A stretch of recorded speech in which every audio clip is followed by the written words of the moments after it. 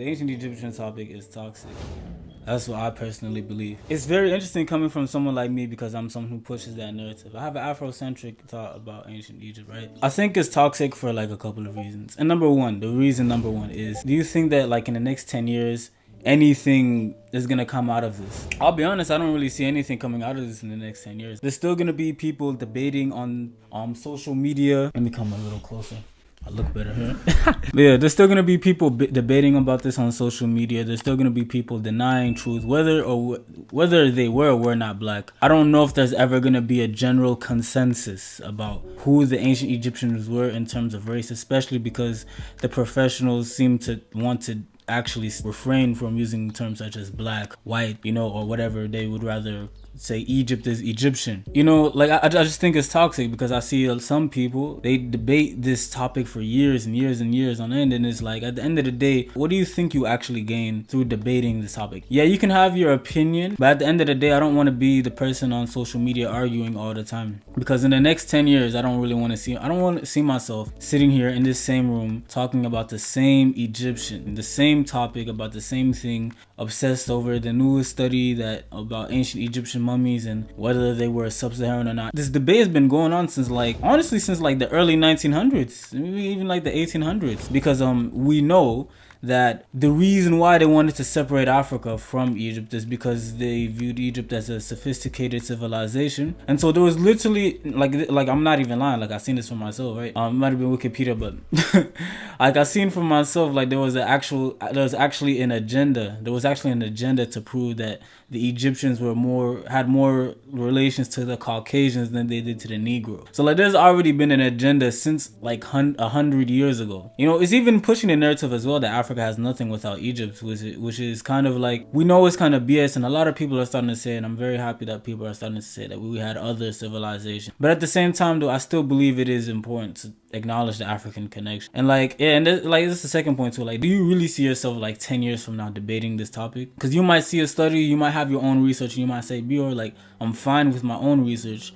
I don't need to like actually prove to anybody, and that's actually good. That's good for you. But I don't really see myself in the next 10 years discussing the same topic. Like, and it's not that like in the next 10 years you can't discuss the same topic. Like, I might make a career out of something like this, right? But I'm saying, like, to be in comment sections just debating people, wasting time and mental energy, draining yourself over something that you can't even control. And that's another thing. You can't even, like, whether the Egyptians were black or not, you can't really control that. And I know for the reason why we have to like even why this topic even matters is because it kind of brings like an empowerment, and kind of like would change the narrative that some white colonialists try to push about black people. And I completely understand that. Why does it matter to prove that black Africans have a connection? And the reason why is because, okay, we want to show to our people that we did have complex societies, that we could build civilizations. We could have built civilizations just like Egypt, and that we actually did lend a helping hand. And if you watch my videos, you'll be able to see the African or the sub-Saharan African contribution. But even too, there's a whole lot of ambiguity about like the terms that we use, such as black. Even when it comes to the academic literature, terms such as black or even Caucasian, these terms are sub-Saharan, Negro, they've been sort of debunked, discredited, have been shown to have racist connotations carried with them because of the early racist archaeologists who used to come in, who used to study Egypt. This is not something I'm saying just because of my feelings. This is actual fact. It is a known fact, and I'll probably have my editor play the clip.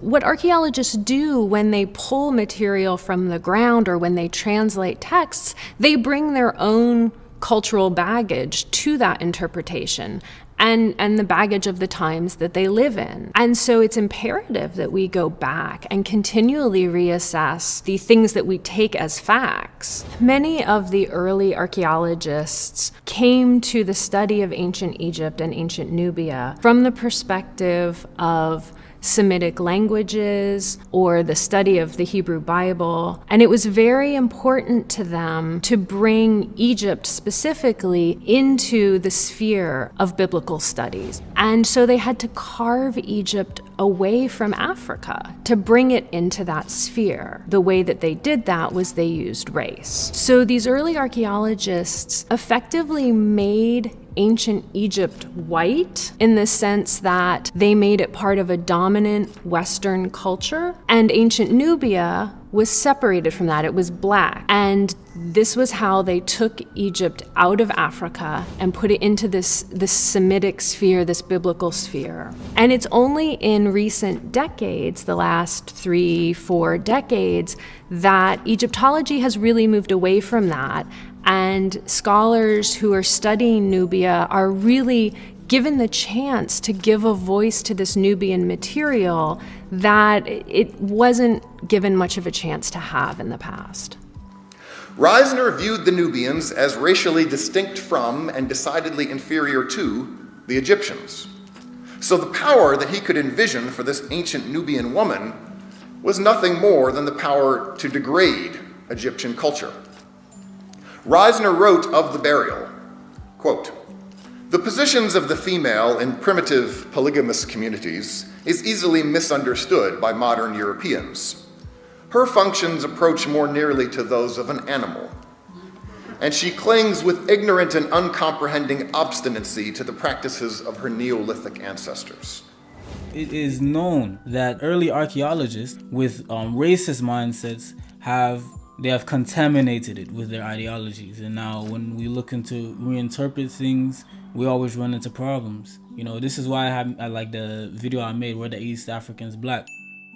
A lot of people will tell you like black is a social construct, right? And I mainly see it with like some certain trolls, right? It's certain trolls, specific trolls, not all people, but specific trolls, the Horner trolls, maybe the Somali or some Cushitic supremacist troll, right? I'm not saying all Cushitics are like this. I like the Cushitic people, but they will first tell you, oh well, race is a social construct, but then they will, in the same breath, they will turn around and call themselves Caucasian, as if that term has not been frowned upon in academic literature. It's still used, and that's the crazy thing. Terms like sub-Saharan African, Caucasoid, Negro, these terms are still used, but they have been discredited and they've been proven to be racist. And so when you shift that onto the topic of ancient Egyptians, you see why we have so many problems talking about who was black, on what basis, why does it matter, Caucasoid skulls. Even when it comes to the DNA, there's a bit of confusion when we talk about Natufian people. The Natufian people were a mixed people as well. They did not have the same DNA their whole time period. So again, we run into ambiguity. There's a whole lot of double meanings. There's a whole lot of understanding that needs to come. And so if you really want to get into this topic, it's going to take a lot of effort. It's going to take a lot of research. To be honest, there's a lot of people in this topic who just don't want to hear anything that doesn't align with their inner personal beliefs. You know, we're all like that to a certain extent, but at some point in time, you do have to face truth. You do have to go and hear out the opposing opinion. And a lot of people, they get feisty about this topic, and they, you know what I'm saying, they just do too much. They do a lot. But I believe it is an important part of African history and that it should be talked about, and that Black Africans' foundational contributions should be recognized. But continuing to debate about ancient Egypt will leave you in endless battles with people in comment sections with petty beef behavior. I just read that because I wrote that down. I've experienced it myself, especially with the Nubia topic, whether Dinkas had anything to do with the kingdoms of Kush. I've been debating this for like a year now, and I'm still debating it. It's sad, honestly, when I go back and I think like, bro, I'm spending so much time on this. I wrote documents on this. Surely there's something much better I can be doing with my life, because yes, learning the history is good, and I can use that history to help push me forward, you know, and I've done that, especially with self-improvement as well. But at the end of the day, these are things that we cannot control, and the best we can do is try to learn from these things. So this is why the ancient Egyptian topic is toxic as well, because I've also debated that topic for like twice as long. And to be fair, like a lot of you guys not you guys, but a lot of people in my comment sections under my video criticizing Afrocentrism, I was specifically criticizing extremist Afrocentrism. So, and they're honestly not even Afrocentric in my opinion. Some of you guys, some of the OGs of the channel, you guys call it out and said like, how can we even label certain people Afrocentric if they're not even claiming Africa? So like maybe claiming things like Anunnaki, Sumerian, what else, Greek, Rome. If you're claiming Greek, Roman, Viking, you know what I'm saying, then it's like you're probably you're one of the people I'm talking about. You know what I mean? If you're claiming like to be a samurai and that original samurais were black, I'm talking about you, bro. I don't agree with you. Stop doing that. Embrace real African history, you know? Embrace that West African, embrace that East African, Central African, and Southern African history.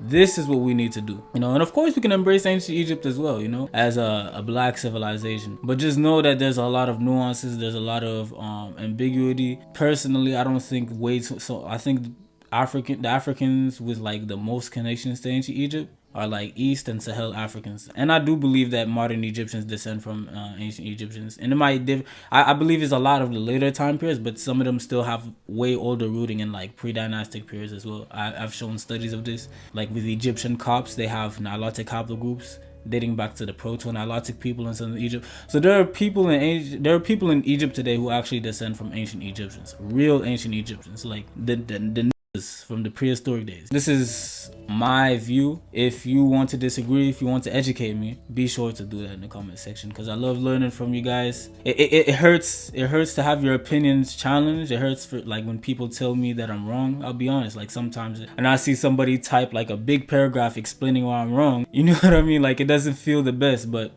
I need it at the same time though, you know. So yeah, and if you like these type of videos, definitely subscribe. If you want to talk with me one-on-one, you know, join the Discord server. And also if you want to learn more about my views on ancient Egypt and the race of it, be sure to purchase my PDF document. I'll leave the link for that down below if you want to learn about Nilotic people. Discord server.